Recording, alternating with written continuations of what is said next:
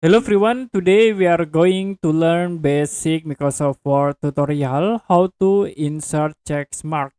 As example, I will insert check marks in the top of the titles in the overview here. You can go to insert tabs and then click on symbol.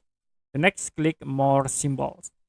Now you can go to fonts and then you can click on the wingdings, this option wingdings like this, and then you can scroll down to view the check mark symbol like this. You can click and then you can click insert again, so to be create the check mark in the area. I will click again like at this position. You can close and click at this points space, click symbol, and will be show in your option in here. You can click to apply. Okay, that's it for basic Microsoft Word tutorial, how to insert check mark.